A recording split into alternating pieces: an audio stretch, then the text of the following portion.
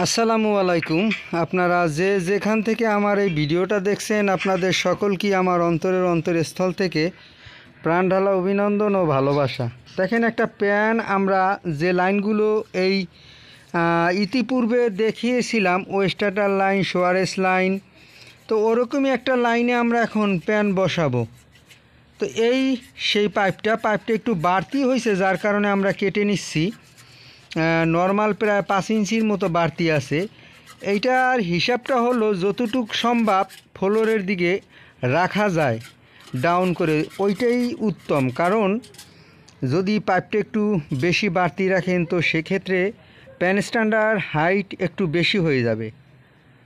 তো এখন মোটামুটি যে কন্ডিশনে আসছে তাতে মনে হচ্ছে যে আমাদের যে কাজটা সেটা হবে আশা করা যায়। যে হাইট হয়েছে সেই হাইটে আমাদের এখন বর্তমানে আছে 8 ইঞ্চি। তো 8 ইঞ্চি যেহেতু আছে, আমরা এখান থেকে আরও নর্মাল 3 ইঞ্চি পরিমাণ শর্ট করতে পারবো। তো 3 ইঞ্চি পরিমাণ যদি শর্ট হয় তো সেই ক্ষেত্রে আমার প্ল্যাটফর্ম বা প্যানেস্টানের হাইটটা 5 ইঞ্চিতেই যে টিকবে।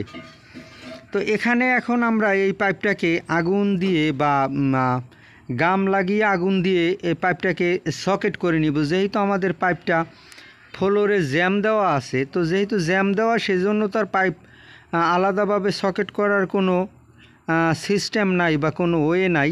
তো সেজন্য আমরা এইটাকে গাম, আপনারা হয়তো জানেন যে গামে আগুন ধরে, এইটা এক ধরনের কেমিক্যাল। তো এই গাম আমরা আগে মাখাইয়ে নিছি পাইপটার ভিতর সাইডে। এরপরে আগুন দিয়ে গ্যাস লাইট দিয়ে এই জায়গাটায় আগুন ধরিয়ে দিলাম। তো এখন আমাদের পাইপটা ভিতরে আগুন জ্বলতেছে, যাতে পাইপটা নরম হবে আগুনের তাপে, সেই উপলক্ষ কইরা কিন্তু আমরা এই আগুনটা ধরাইছি। তো দেখেন, এভাবে যদি আপনারা কাজগুলো করেন তাতে আশা করি যেন আপনাদের কোনো জায়গায় আপনারা বাঁচবেন না। তো এই ভিডিওগুলো শুধুমাত্র যারা নতুন বা নিজেরা নিজেদের কাজের জন্য চেষ্টা করতেছেন যে কি করে আমি আমার নিজের ঘরের কাজ নিজে করতে পারি, সেই উপলক্ষ করে কিন্তু আমাদের এই ভিডিওগুলো। তো অলরেডি আমাদের পাইপটা নরম হয়ে গেছে। এখন আমরা প্যানের যে নিচের অংশটা আছে সেইটা দিয়ে একটু নাড়াচাড়া দিলে কিন্তু আমাদের এখানে একটা সকেট সিস্টেম হয়ে যাবে।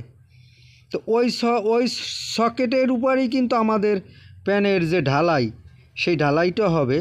অলরেডি আমাদের হাইট এখন 5 ইঞ্চিতে নেমে আসছে, কারণ 3 ইঞ্চি আপনারা হয়তো জানেন যে 3 ইঞ্চি আমরা কিন্তু শর্ট করে ফেলছি এই পাইপ সকেটের মাধ্যমে। তো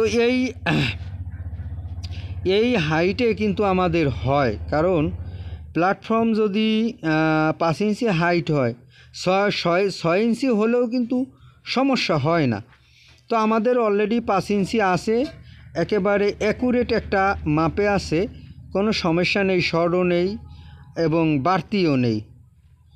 তো এই সিস্টেম বা এই প্রসেস এইটা করতে পারেন, এতে কোনো সমস্যা নেই।